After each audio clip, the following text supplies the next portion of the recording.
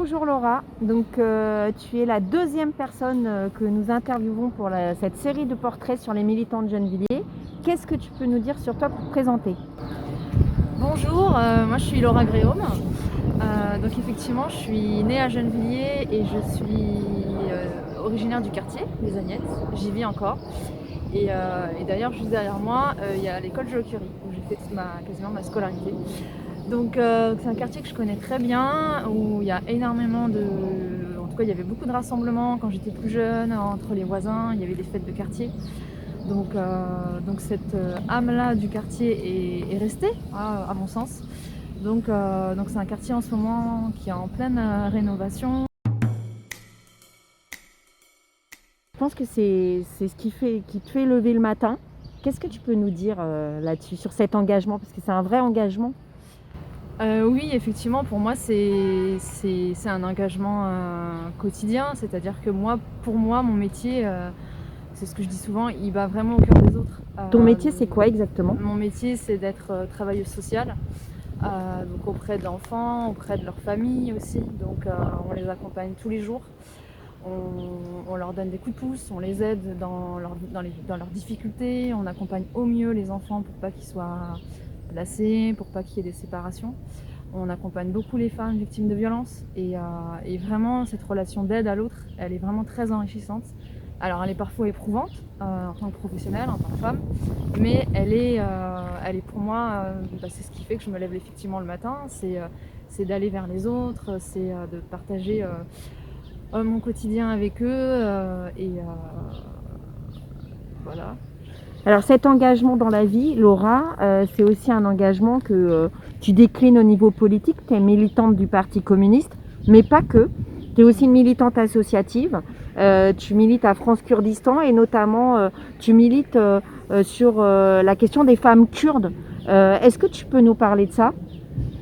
Alors oui, effectivement, mon engagement sur le plan associatif, il s'est beaucoup créé il y a un peu plus de 10 ans. Et avec l'association France Kurdistan,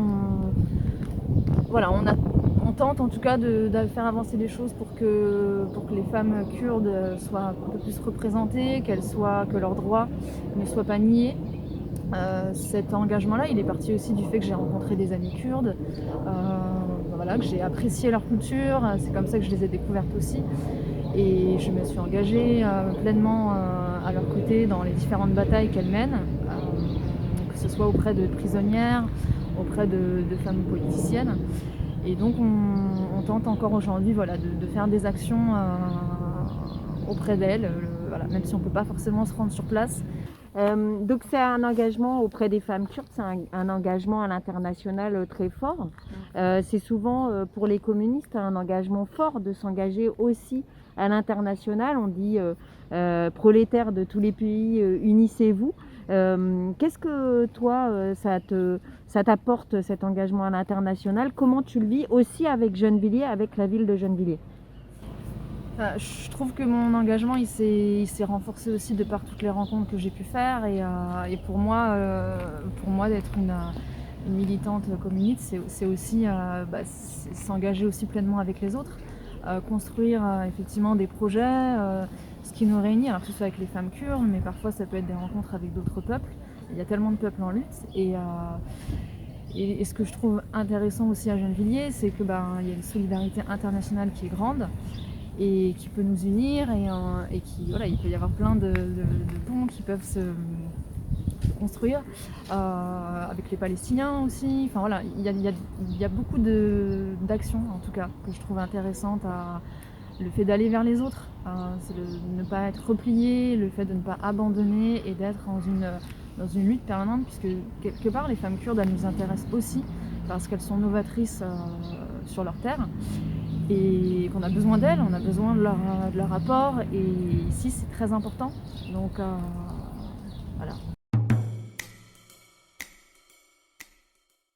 Alors, on va revenir à Gennevilliers, si ça ne te dérange pas. Oui. Tu es ce qu'on appelle une vraie Gennevilloise dans notre jargon de Gennevillois, puisque tu es née à Gennevilliers, que tu as fait ta scolarité à Gennevilliers, que tu habites encore dans le quartier où tu as fait ta scolarité.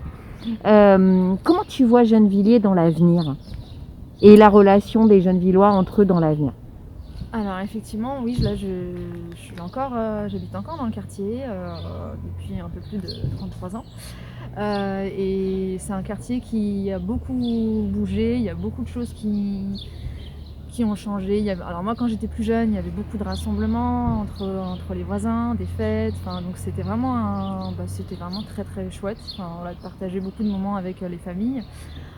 Aujourd'hui, voilà, il va y avoir de nouvelles constructions, donc le quartier va un peu plus s'embellir peut-être pour certaines personnes. En fait, c'est vrai que c'est un quartier assez populaire, donc ça, moi, ça me convient très bien. Alors, Gennevilliers, dans l'avenir, qu'est-ce que tu imagines, toi, pour l'avenir de la ville et des habitants de Gennevilliers? Alors j'espère qu'il y aura toujours autant de solidarité, parce que je pense que ça, c'est ce qui fait que les choses peuvent aussi bouger dans une ville, qu'on peut continuer d'être solidaire, de pas laisser les personnes qu'on connaît ou pas de côté, vraiment. Ça, c'est très important dans le contexte, encore plus aujourd'hui. Ça me paraît essentiel, et j'espère que Gennevilliers va encore plus être une ville qui va mettre en place des actions de solidarité internationale, pourquoi pas avoir de nouveaux aménagements pour les jeunes.